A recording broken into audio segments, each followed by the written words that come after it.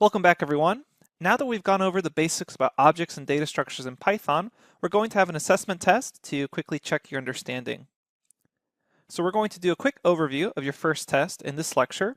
And as a reminder, you can download all the notebooks that go along with this course from GitHub or as a zip file from the course overview lecture. So check out those first couple of lectures. We explain how to get all the information, all the notebooks there.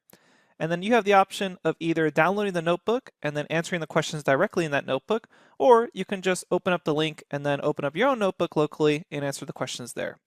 So let's very quickly show you how to do this. I'm going to open the GitHub link right now. Okay, so this is what the GitHub page looks like. We've already shown you this before in the early lectures in this course. Come to Python Object Data Structure Basics, and as a reminder, you can click on here and then download zip to download everything as zip file.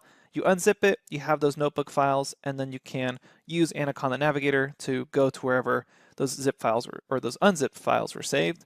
Click on Python Object Data Structure Basics, scroll down here until you get to Assessment Test. Notice there's also a solutions file. In the very next lecture, we'll go through the solutions. So all the tests here that are in notebook form, you can do a self-assessment against the solutions lecture or the solutions notebook. Let's click on that assessment test. And this one's going to be pretty straightforward. Because you don't know a whole lot about Python right now, we can't give you too many technical questions. Later on, as you learn about functions and object-oriented programming, the questions are going to get a lot more technical, and there's going to be kind of a right answer and a wrong answer. But right now, these are pretty basic questions. The first one, I just want you to write a brief description of the following object types and data structures that we've learned about: numbers, string, lists, tuples, and dictionaries. This is really just for you to quickly write down, make sure you understand what the differences between a list and a dictionary are, for example, or the differences between a list and a tuple. So as a reminder, you can click on any cell and then change the cell type to Markdown in case you want to write yourself some notes. Up next, we have just a couple of questions about the numbers lectures. So I want you to write an equation that uses multiplication, division, and exponent, addition, and subtraction that when you put it all together is equal to 100.25. So this is just to make sure that you remember all these arithmetic signs. Should be pretty straightforward.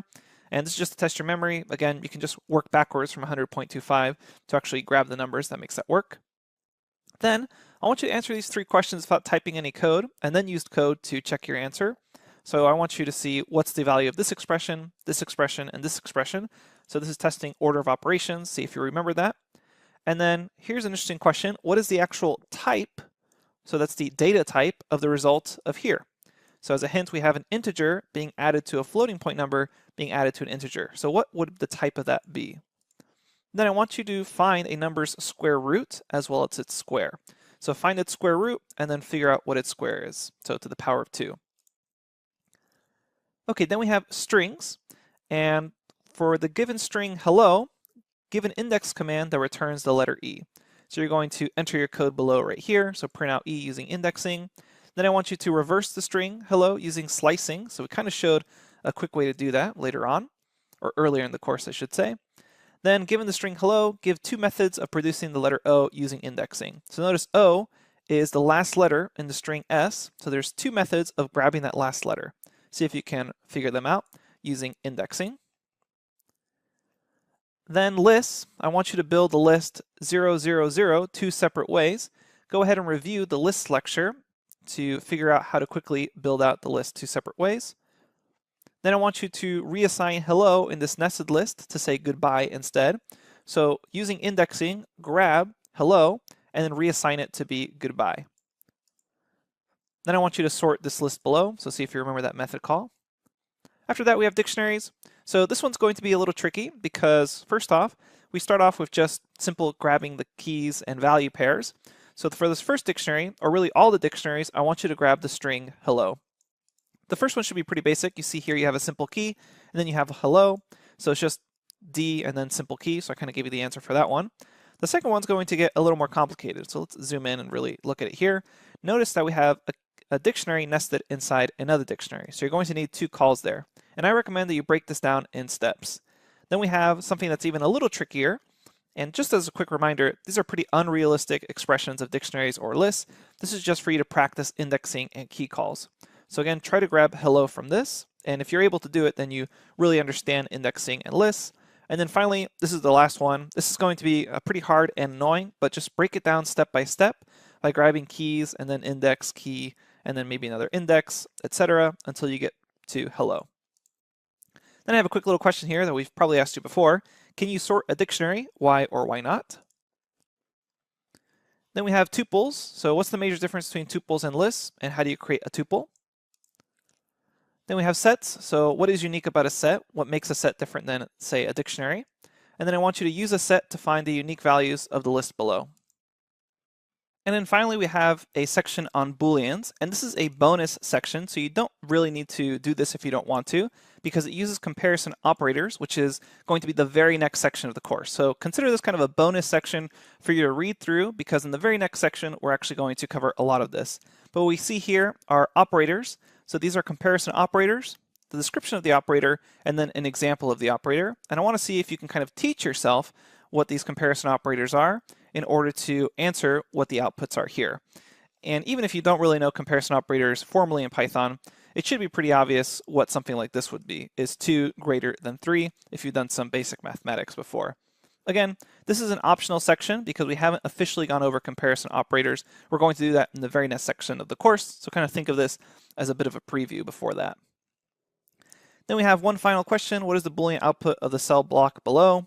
So again, a bonus question here for you. Okay, so best of luck, and in the very next lecture, we're going to go over the answers for all of this. Again, these are more kind of open-ended questions. Later on in the course, we're going to get a lot more technical in our questions as you learn more. We'll see you at the next lecture for the solutions. Welcome back, everyone.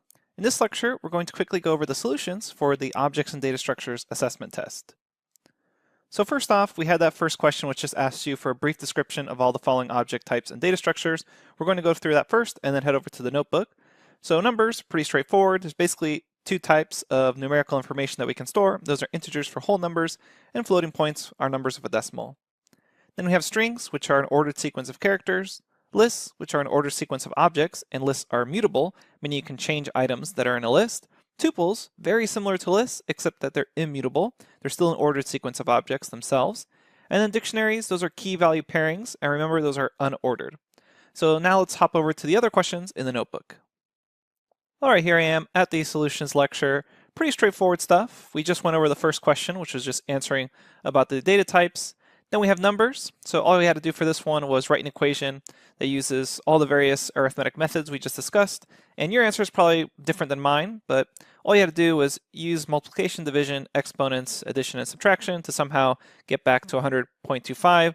So a lot of this is just practicing order of operations, and you can just work backwards from 100.25 to make up your equation. All right, so your answer is probably different than mine, but here's an example answer. Then we wanted you to answer these 3 questions without typing any code. So what's the value of this expression, and this one, and this one? This is just to make sure you understand order of operations. So in this one, this first one, we're going to add these together before multiplying. In this one, we're going to multiply these 2 together before adding 5. And in this one, we're going to multiply these together before adding 4.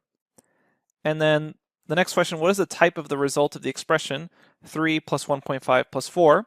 So the answer for that one is a floating point number, because once you introduce a floating point number into this equation, it doesn't matter how many integers there are there, we're going to get a floating point number. Now the question, what would you use to find a number's square root as well as its square? So to get a square root, you can just mathematically say something to the power of 0.5 is the square root of the number. Later on, we're going to introduce the math library that will allow you to actually import a math function for doing the square root automatically. But in this case, this is a way to use a clever trick with exponents to get the square root. Then for the square, well, you know that's just asterisk, asterisk, and then 2. Next up were the strings questions. So for this one, given the string hello, we wanted you to list out the index commands to grab the letter E. So in this case, if we just count over from 0, let's zoom in one more level so we can clearly see this here. So 0 is at H, that means E is at 1, so we just had to say S of 1 returns E. Then we wanted to reverse the string hello using slicing. So we showed you this trick, but basically it means go from the beginning all the way to the end in a step size of -1. So a nice little trick there that'll reverse the string. And the reason that it's working is because you're going backwards through the string because your step size is a -1. Then we wanted you to give 2 methods of producing the letter O. So the ways to do that is using S to the negative, or S indexing at -1 to grab the very last letter of that string, or just counting from the beginning up to index 4. So those are two different ways of doing that. Then we had lists, and for this one we wanted you to build the list 0, 0, 0 in two separate ways. So the first way you probably did it is actually the second method listed here, which is just actually constructing the list using square brackets, pretty straightforward. But we also mentioned that you can use multiplication of a single list earlier in the course. So here we have this list 0 multiplied by 3, and now we see it here 3 times. Up next, we wanted you to reassign hello in this nested list to say goodbye instead. And the way you do that is you had to use indexing twice. So here we go 0, 1, 2 to grab the entire list, and then we go 0, 1, 2 to grab hello, and this is why we have 2, 2 reassigning to goodbye, and we get back the result here. After that, we wanted you to sort the list below. So there's different methods you could have done.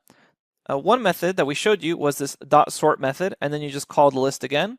But there's also a built-in function that I want to just introduce to you now, which is called sorted, and that allows you to pass in the list, and this one actually returns the list itself. So notice what's happening here. This dot sort method does it in place, meaning you need to call the list again in order to see the results. The sorted function will actually not do this in place, but instead return the sorted version. So that's the difference between using sorted and calling dot sort. Moving along, let's talk about dictionaries. So using keys and indexing, grab hello from the following dictionaries. And this starts off simple, but then gets harder and harder. First one, pretty straightforward.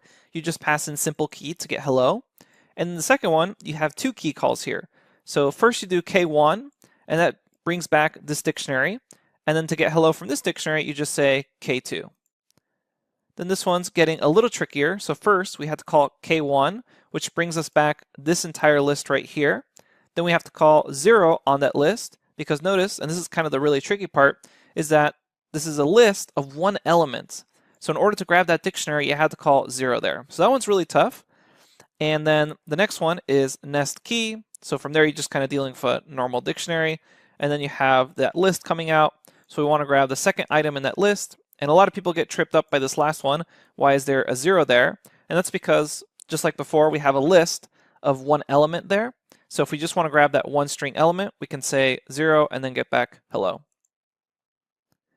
And then finally, the really tough one, which was this is hard and annoying. So this one's a little crazy. And again, don't worry about real life code. Hopefully you never have to deal something with that. And if you do, this is really bad programming, but it's a pretty good question for practice. So what we do here is we say grab the first key, then grab the second item from the list that returns, then grab K2 from that dictionary in here, grab at index 1 this dictionary right here, then we say grab tough, and then we just do some more indexing to finally grab hello. And again, there's a 0 at the end because this is a single item in a list. And what's really useful for you, if you need to kind of break this down and understand it, is just build it out step by step in some cells. So first run this, just d of k1, then run the next step, dk1 with 2, then run the next step, dk1 with 2 of k2, and so on until you get the result. Then can you sort a dictionary? Why or why not? The answer is definitely no, you cannot sort a dictionary because normal dictionaries are mappings and they're not a sequence. And if you're a beginner and you're dealing with really small dictionaries, this definitely isn't clear at first, but I can't stress enough that normal dictionaries are mappings and not a sequence, and they cannot be ordered. Later on, we're going to learn about some special libraries that do allow us to use kind of a dictionary-like object, which is called an order dictionary. But right now, normal dictionaries, you cannot order them or sort them. Then we have tuples. What's the major difference between tuples and lists? Well, tuples, as we learned, are immutable. And how do you create a tuple? Just with parentheses, as shown here. What's unique about a set? The answer is that they don't allow for duplicate items. So kind of a hint there, just with the word unique. And then we wanted you to use a set to find the unique values of the list below. So here you have this list, and then you pass it in through the set, and now we get all the unique elements of that list. Finally, we have Booleans, and we had a little table here for operators. This is a bonus section because basically the very next section of the course is going to discuss comparison operators and logical operators. So you can see here the operators we have. We're going to explain this in a lot more detail in the very next lecture, but you have a description here and then an example. A lot of these are pretty straightforward. This is checking for equality, inequality, greater than, less than, greater than or equal to, and then less than or equal to. So hopefully just by learning that little table there, you can see that 2 is greater than 3, that's false. Is 3 less than or equal to 2? Well, that's false as well. Is 3 equal to 2.0? That's definitely false. And this one's kind of interesting. Is 3.0 equal to 3? Well, that's actually true. So Python, in this case, doesn't actually care that this floating point, and this one was an integer. As long as they hold the same value, it says they're true there. And then finally, is 4 to the power of 0.5 not equal to 2? Well, remember, to the power of 0.5, that's the same as the square root. So 4, square root of 4 is 2, so 2 is equal to 2, meaning the question is 2 not equal to 2 returns false. And then a final question here, also a bonus. What's the Boolean output of the cell block below? Well, let's take a look at it. L1, 2 of 0. So where's that? We have L1. At index 2, 0, 1, 2, we have another list. And then we want 0, so that's 3. So we know L1 right here at these indexings is actually asking for the number 3. So is number 3 greater than or equal to whatever this is? So let's take a look at that. We want 0, 1, 2, so 0, 1, 2 at key 1, so that's 4. So it's asking, is 3 greater than or equal to 4? And we know that's false. So that's the final bonus question. Okay, definitely these questions are a little more open-ended. They're not quite as structured. Later on, we're going to see a lot more structured questions that kind of have more technical right and wrong answers, and you're going to be able to kind of more efficiently program your way through the future tests. Thanks, everyone, and I will see you at the next lecture where we discuss comparison operators and logical operators. We'll see you there.